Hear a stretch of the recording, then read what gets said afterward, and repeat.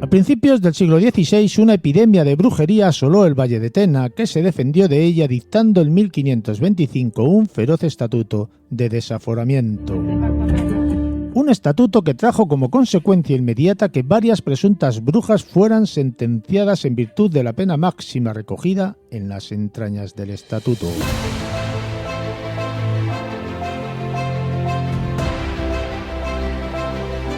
Concha, buenas noches, bienvenida. ¿Cómo estamos hoy? Buenas noches, Juan Carlos. Pues nada, vamos a hablar de temas que nos gustan, ¿no? Sí, nos vamos a enfocar en esa segunda parte de las tres que decidimos el programa anterior dividir esta participación que estás haciendo sobre Aragón. Vamos a recordar que vamos a hablar sobre los mitos, misterios y leyendas de la comunidad de Aragón. Sí. Y nos vamos a centrar hoy básicamente en esos temas que tanto nos gustan, ¿no? En esos temas que sobre todo a ti te gusta más que a nadie. Hombre, mía, yo creo que a casi todos.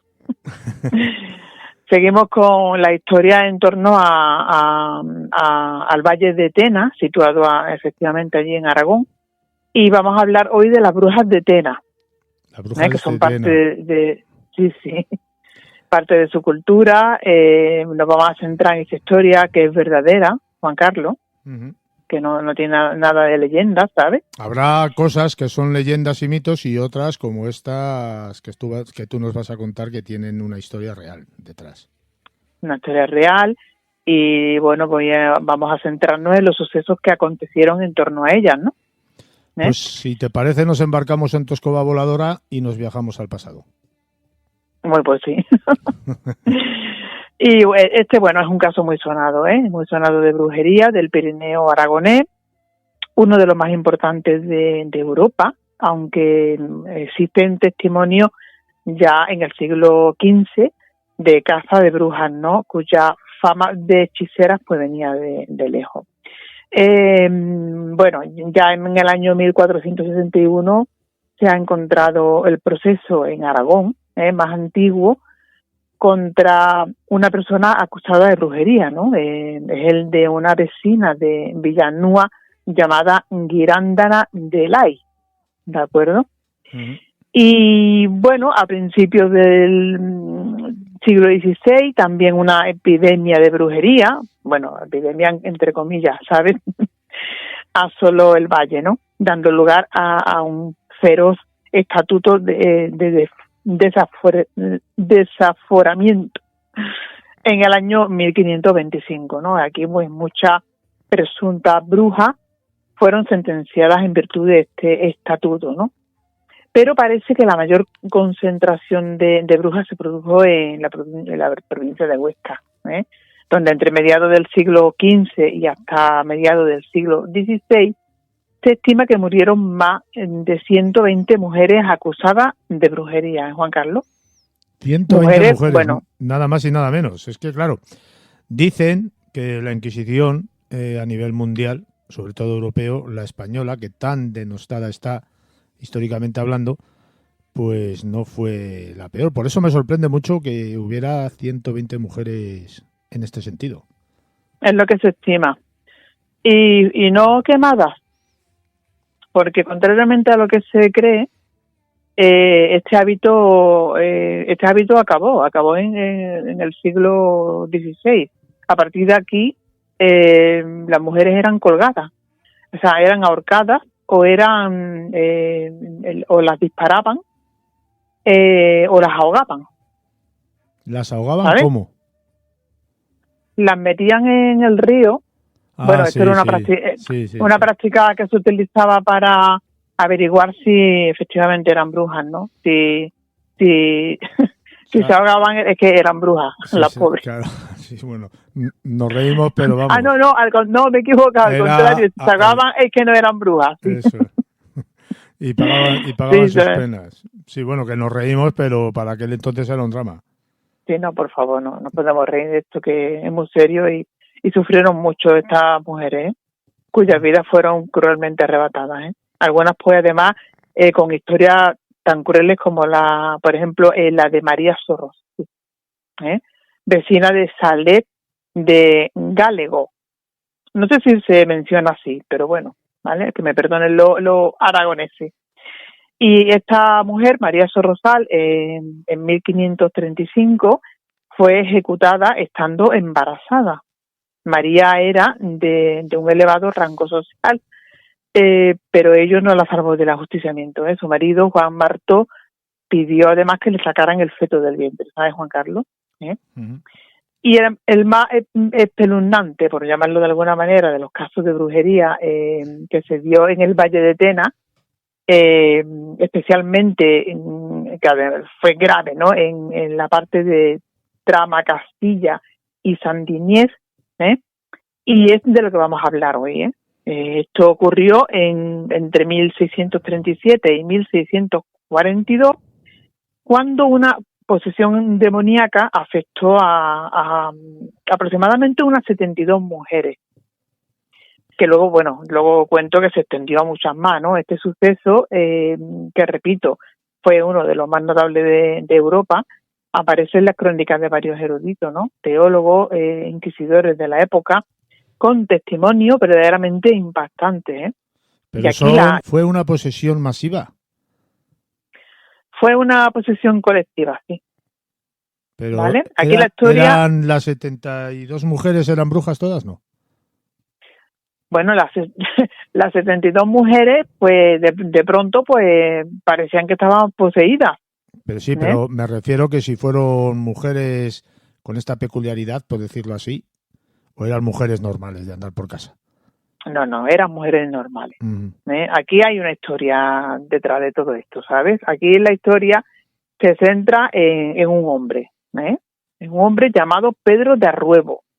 Este hombre era labrador, era ganadero, era señor de la Pardina de la Artoja, ¿no? O así como le llamaban. Una persona que era muy instruida. A este hombre le gustaba hacerse de libros prohibidos, libros además que eran escritos en varias lenguas, ¿no? Pedro de Arruebo manejaba el idioma francés, era rico, era inteligente, parece ser que era atractivo y muy, muy mujeriego, ¿no? Abusaba de toda joven lugareña que tenía la mala suerte de caer en sus redes. Y bueno, a Arruebo le gustaba la bebida, la juerga, tenía también dos amigos de correrías, ¿no? Uno era Miguel Guillén y otro era Juan de Larrat. Estos amigos uno era su sastre y el otro era su cirujano, su médico, ¿no? Y Arruebo, pues, ¿qué hacía? Pues que amenazaba a las pobres muchachas con hechizarlas si no accedían a sus pretensiones carnales. Entonces, pues, las fechorías de este hombre llegaron muy lejos, tan lejos que pronto pues se desató pues esta especie de histeria colectiva entre las mujeres del lugar.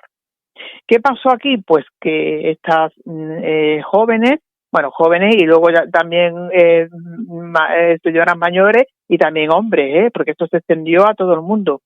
Pero bueno, empezaron por las jóvenes que comenzaron a realizar con comportamientos pues muy extraños, ¿no? Porque de pronto se quedaban ciegas, o sea, ninguna veía.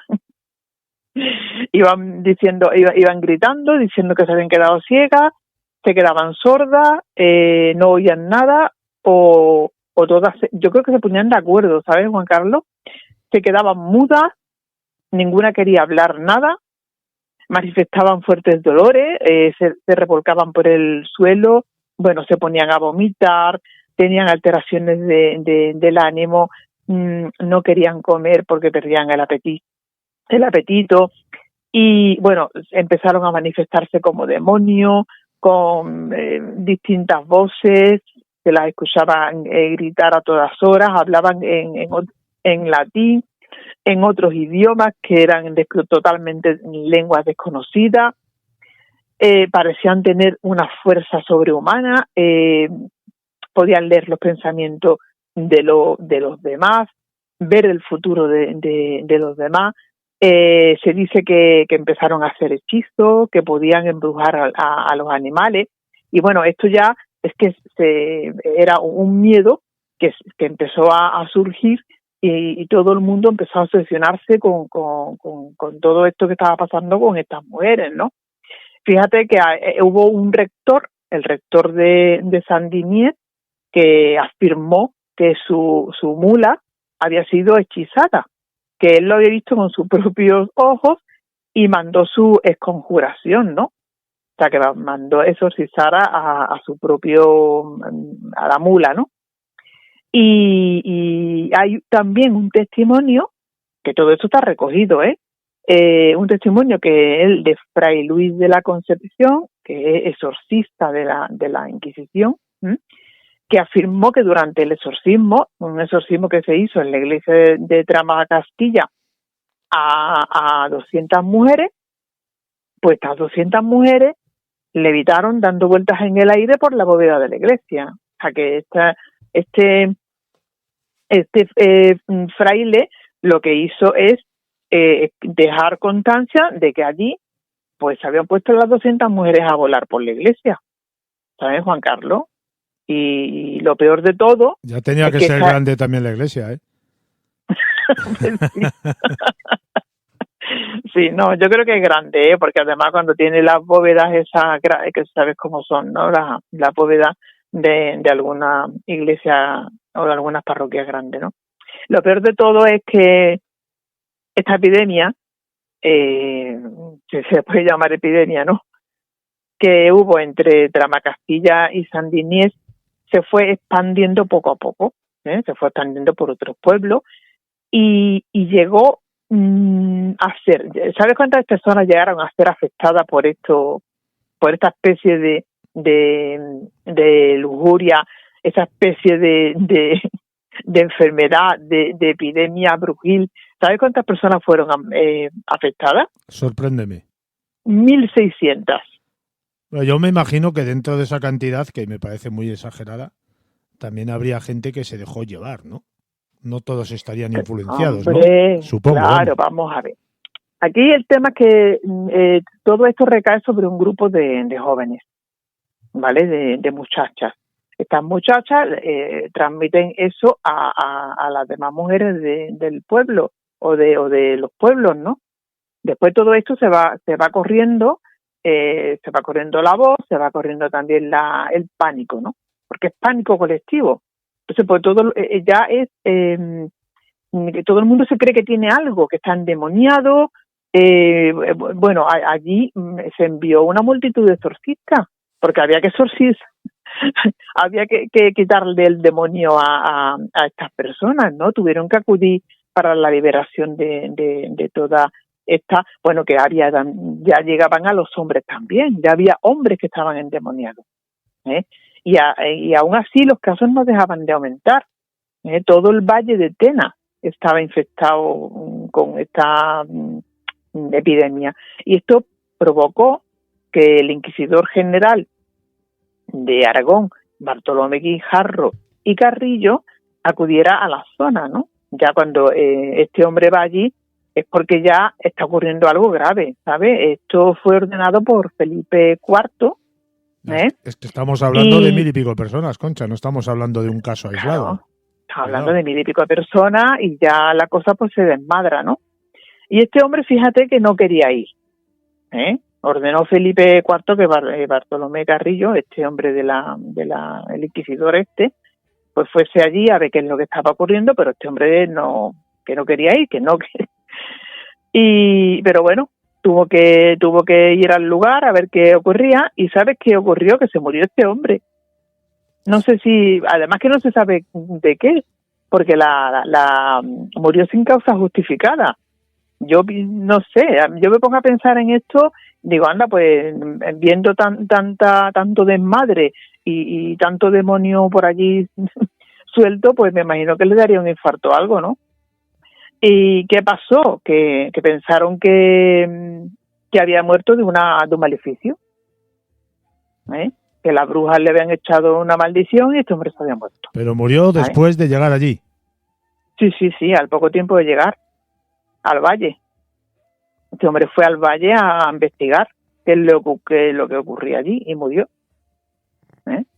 Todo eso está escrito, vamos. Y aquí la gente, después de la muerte de este hombre, de este inquisidor, la gente empieza a abandonar sus haciendas. que abandonaron las haciendas, abandonaron los animales, los campos, empezaron a creer ellos mismos que estaban poseídos, luego otros huyeron para no ser atacados por las brujas. O sea, tú imagínate, ¿no? Todo lo que ocurrió allí, ¿no? En los exorcismos... Una auténtica barbaridad, como pasa siempre en estos casos. Claro, una barbaridad.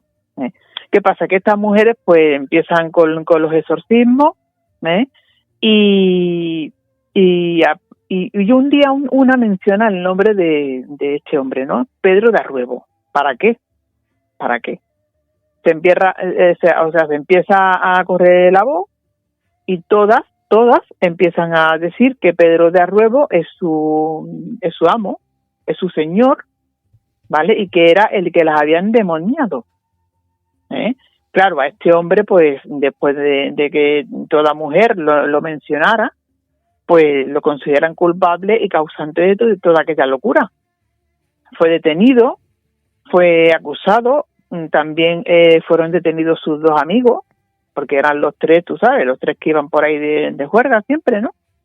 Este hombre, junto con Miguel Guillén y junto con Juan de la Rap, que los consideraron ayudantes del brujo, ¿no? Porque fue al final lo consideraron un brujo, ¿no?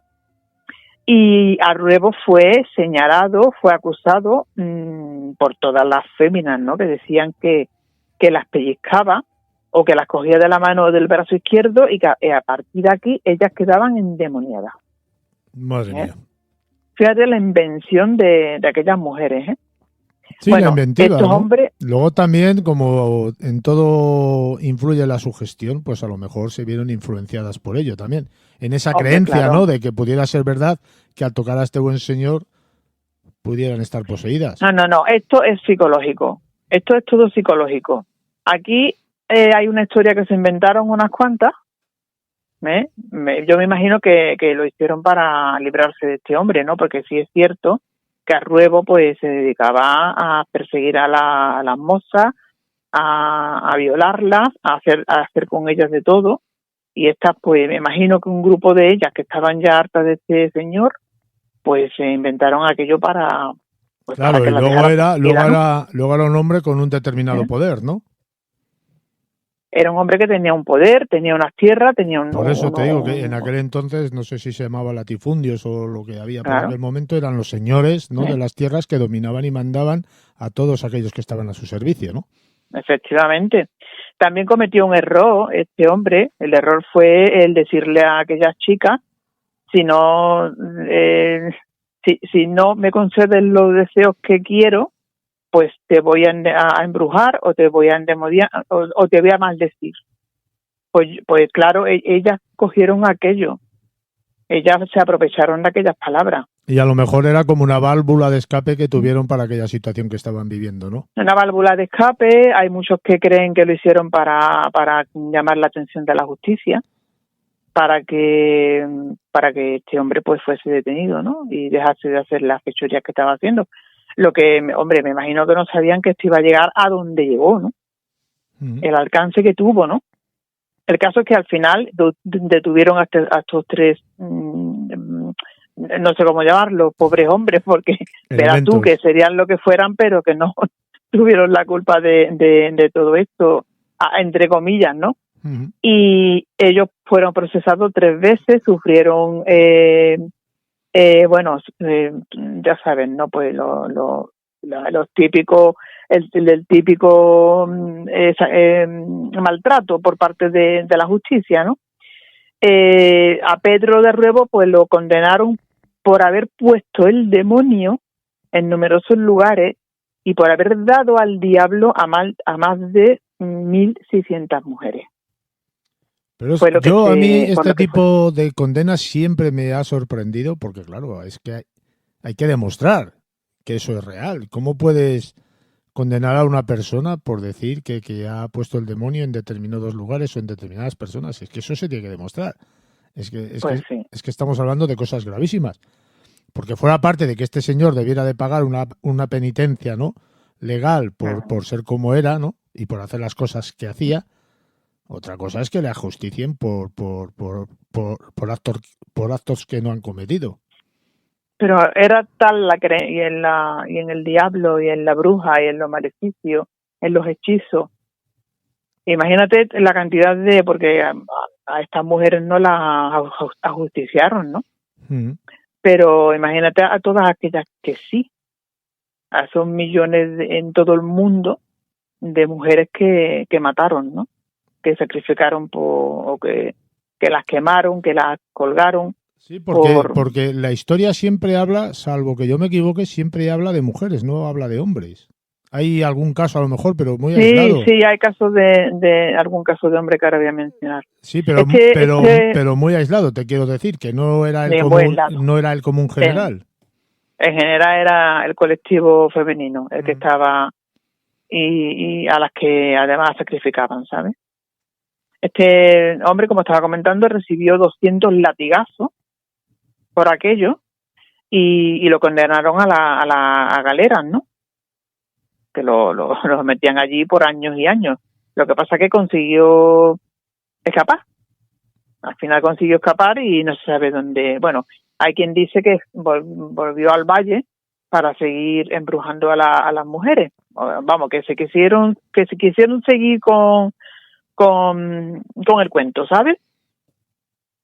Y esto pues fue un proceso el del valle de las brujas, del valle de Tena, que duró 5 años, 5 años de temores, de posesiones, de casos de brujería, Luego, pues poco a poco, todo fue desapareciendo, siendo los párrocos trasladados, los exorcistas se marcharon por falta de casos, claro, y etcétera, ¿no? Todo se fue disolviendo, ¿no? Y hay quien afirma esto, ¿no? Que estas mujeres se hicieron pasar por endemoniada para esto, ¿no? Para llamar la atención, como he comentado, de la justicia, librarse de este hombre, ¿no? De Pedro de Ruebo, ¿no? Sí, porque una cosa es que una de ellas, solamente un par de ellas o 3 se pusieran de acuerdo para intentar tomarse, entre comillas, la justicia por su mano, y otra cosa es que sean un montón como eran. Hombre, claro. Que ya, por ejemplo, hombre, llamaban muchísimo más la atención, ¿no? Se estima que fueron entre 60 y 72 mujeres las que comenzaron con estos síntomas y luego todo esto pues fue extendiéndose por el valle, por varias poblaciones, hasta llegar a las 1.600 personas que mencionó. Por eso digo que así de este modo consiguieron que la justicia se hiciera eco sobre este buen elemento, ¿no? Madre mía. Fíjate que lo que tú dices, ¿no? Estas acusaciones nunca llegaron a ser probadas, Y este fue considerado, como he comentado, el mayor caso de brujería de Aragón, ¿no? Luego, fíjate que la peste asoló la población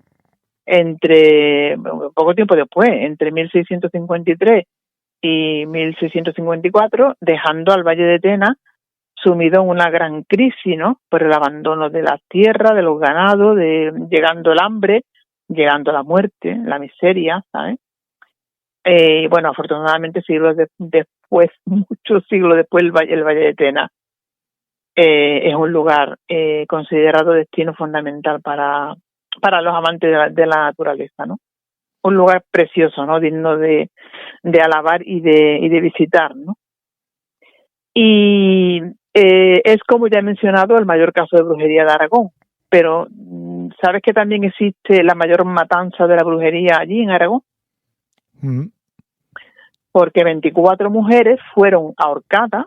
Pues ya te digo que es que no las quemaban, ¿vale?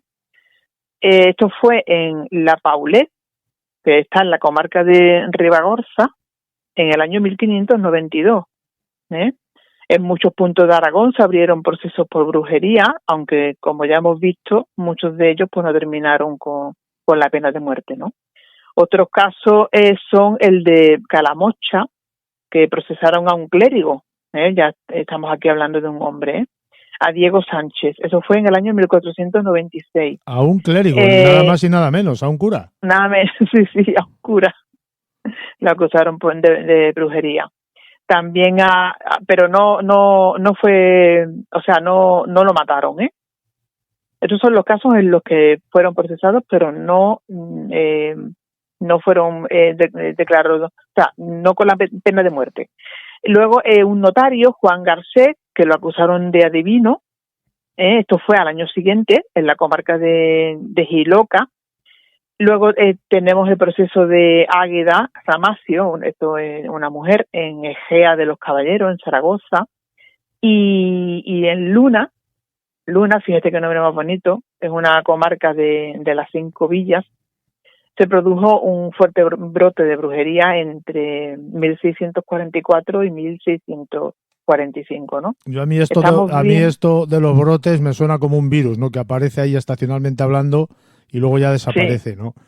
Aparece y desaparece. O se es bruja o brujo o no se es. O sea, Pues sí. de la noche a la mañana no puede ser bruja, creo yo, vamos. Lo que pues pasa... de la noche a la mañana lo son y de la noche a la mañana deja de serlo, Juan Carlos, ya está. Hay un proceso ahí. Para la época, vamos, que estamos hablando. Ya, exacto. Y en proceso donde deciden que deben morir o no, ¿no? Es algo horrible, ¿no? Y ya hemos visto que no solo las mujeres eran acusadas, ¿no? Que también fueron muchos hombres acusados le llamaban brujones a los hombres, ¿eh? Qué nombre más raro, ¿no? Sí, brujones, ¿eh? Es que suena hasta mal, ¿eh? Sí. Pero es lo que tú has comentado antes, era más habitual castigar con la muerte al colectivo femenino, ¿no? Sí, hubo una... Dime. Un dato que tengo aquí, que entre 1600 y el año 1650 hubo 93 causas abiertas por brujería. Eso fue en el Tribunal de Zaragoza. ¿Y sabes cuántas de estas fueron para hombres? Pues 67. Te iba yo a decir 50, así a ojo, o sea, tú fíjate. O sea, que también había hombres, ¿eh? Había épocas que era más el hombre y épocas que es más la mujer. Y bueno, te comentar también que Aragón fue la región más castigada por casos de brujería en España después de Cataluña, porque en Cataluña hubo mucho más, que ya hablaremos, ¿no?, de esta comunidad. Sí. Otros también conflictos brujiles se suman a todo esto en Aragón, como fueron el del pueblo excomulgado y maldito de Trasmont, ¿no? Que mencioné la semana pasada, que hemos hablado ya precisamente de él, ¿no? Sí, ya dedicamos un programa en su momento sobre este... Que allí fue acusada y asesinada la última bruja, que fue la tía Casca, que la menciona Becker en sus cartas, en las cartas de Becker. Sí, que también mencionamos que estuvo allí, ¿no? Sí, Becker estuvo allí, estuvo en el monasterio precisamente en el monasterio aquel donde los monjes habían hablado con el Papa para que excomulgaran al pueblo. Bueno, esta historia... No puedo, Concha, evitar hacer el símil, la tía Casca que cascó, ¿no? La pobre Casco, bueno, allí la tiraron a un pozo, el pozo existe, encima del pozo, bueno, porque lo taparon el pozo, o sea que el esqueleto de esta mujer o los restos, lo que tiene que seguir allí porque aquello lo taparon, y encima del pozo pues hicieron una estatua, una figura de bronce para honrarla, ¿no? Para honrar a esta mujer que no hizo nada. Lo único que pasó en el pueblo es que brotó una pandemia, una epidemia, ¿no? Es que con la pandemia últimamente que se me ha pegado ya. Uh-huh. Una epidemia brotó allí de una enfermedad que la gente empezó a morir y todos dijeron que era por causa de esta mujer, que fíjate que allí en aquel pueblo todas eran brujas, todos hechiceros, por eso el pueblo fue excomulgado y oficialmente por la iglesia nombrado maldito, ¿no? Pero claro, entre ellos no se hacían nada, o sea, no se hacían daño, ¿vale? ¿Qué ocurre? Que cuando viene esta oleada de muertes por esta epidemia, pues piensan que es esta mujer que al parecer no se llevaba bien con los vecinos y la acusaron de haber sido la causante de esta epidemia y la mataron y la tiraron al pozo. Concha, esta es la historia de la tía Casca. Lo dejamos aquí. Lo dejamos aquí y seguimos la semana que viene con más cositas. La semana que viene, ¿vale? La tercera parte sobre los misterios, mitos y leyendas aragoneses. Un fuerte abrazo, Concha. Un abrazo, buenas noches, Juan Carlos.